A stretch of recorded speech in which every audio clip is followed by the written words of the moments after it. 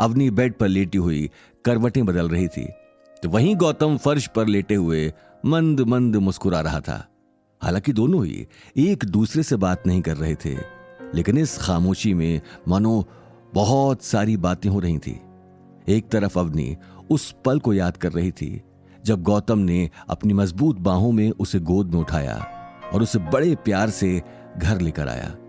घर आने के बाद भी उसके पैर की मालिश की, उसे दवाई देकर सुलाया भी। तो वहीं दूसरी तरफ गौतम बार बार चोरी छिपे अवनी को ही देख रहा था और उसी बारे में सोच रहा था। उसकी आंखों के सामने भी बार बार वो तस्वीर आ रही थी जब उसने अवनी को अपनी गोद में उठाया था। वो आज पहली बार अवनी के दिल में कहीं ना कहीं खुद के लिए प्यार महसूस कर पा रहा था। दोनों ही अपने अपने ख्यालों में गुम हुए मुस्कुरा रहे थे, तो कभी करवटें बदल रहे थे, लेकिन दोनों ने ही बहुत देर तक एक दूसरे से बात करने की पहल नहीं की। देखते ही देखते अवनी की न जाने कब आंख लग गई। गौतम ने जब उसे सोते हुए देखा तो वो भी करवट लेकर सो गया। अगली सुबह ऑफिस पहुंचने के बाद भी अवनी की टेंशन कम नहीं हुई थी।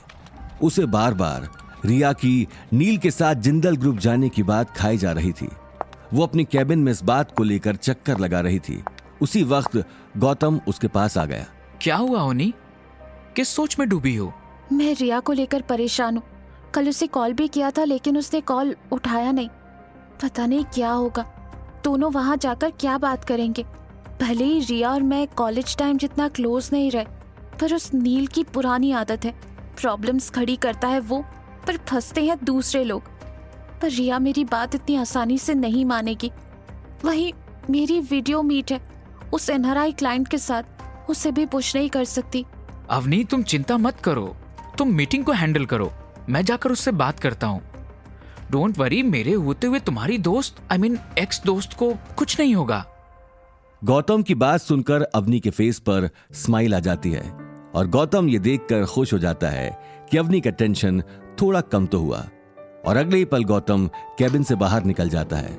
अवनी भी अपने आप पे सरप्राइज हो जाती है कि पता नहीं कैसे और कब उसे गौतम पर विश्वास होने लगा था, और वो श्योर थी कि गौतम किसी न किसी तरह इस प्रॉब्लम का सॉल्यूशन निकाल देगा। वहीं गौतम कंपनी के पार्किंग एरिया की तरफ आ जाता है। नील और रिया जिंदल ग्रुप जाने को ही थे, लेकिन नील ने जैसे ही गौतम को सामने खड़े देखा, वो कार से उतर गया और बदतमीजी से गौतम को कहने लगा, तेरे पास कोई काम नहीं है क्या? जोरू के गुलाम, तुझे तेरी बीवी ने पीए बनाया है तो उसकी पूंछ पकड़ और हमारा पीछा छोड़। गौतम को नील की बात पे गुस्सा तो आता है, पर अवनी के बारे में सोचकर वो शांत होकर कहता है, नील, मैं बस ये कहना चाहता हूँ कि तुम्हारा वहां जाना ठीक नहीं है। अभिषेक जिंदल वैसे भी ठीक आदमी नहीं है, और तुम्हारे साथ रिया भी है। कहीं उसने कुछ उल्टा सीधा कदम उठा लिया तो? इससे पहले कि गौतम अपनी बात खत्म कर पाता, रिया गुस्से में कार से बाहर निकल गई और गौतम को डिस्गस्टेड लुक देते हुए कहती है, मुझे अपनी सेफ्टी करना अच्छे से आता है, इसलिए मेरी चिंता करने की कोई जरूरत नहीं है। और रही बात जाने की, तो मैं तुम्हारी तरह डरपोक नहीं हूं। तुम आराम से कंपनी में बैठकर एसी की हवा खाओ, मैं और नील इस मामले को हैंडल कर लेंगे। रिया, लेकिन मेरी बात समझने की। तभी नील बीच में बोलने लगता है, पर रिया उसे रोकते हुए कहती है, छोड़ो नील, हमें देर हो रही है। इस कावड़ से बात करके टाइम वेस्ट मत करो। He is such a big loser. Riya की आवाज सुनकर नील के दिल में प्यार की तितलियां उड़ने लगी। उसने अगले ही पल अपने चेहरे पर चश्मा लगा लिया और मुस्कुराते हुए कार में बैठ गया। गौतम गहरी सांस लेकर उन्हीं को देख रहा था। रिया भी कार के अंदर बैठ गई, लेकिन गुस्सा अभी तक उसकी आंखों में चढ़ा हुआ था। तेज रफ्तार के साथ दोनों एक झटके में कंपनी से बाहर निकल गए। गौतम भी अपने आप को रोक नहीं पाया, क्योंकि वो अब अवनी को प्रॉमिस भी कर चुका था, इसलिए वो भी अपनी कार लेकर उनके पीछे पीछे चला गया। हालांकि नील की कार बहुत दूर निकल चुकी थी। जिंदल ग्रुप के बाहर पहुंचते ही गौतम को नील की कार दिखाई दे गई। वो अगले ही पल अपनी कार खड़ी कर जिंदल ग्रुप के अंदर जाने लगा, लेकिन तभी बाहर खड़े दो हट्टे कट्टे गार्ड्स ने उसका रास्ता रोक दिया। कहां जाना है? ऐसे अंदर जाना अलाउड नहीं है। मैं अग्रवाल ग्रुप से आया हूँ। अभी अभी उस ब्लू कार में कुछ लोग अंदर गए हैं, मैं उन्हीं के साथ हूँ। ये बात सुनकर गार्ड उसे ऊपर से नीचे तक देखने लगा।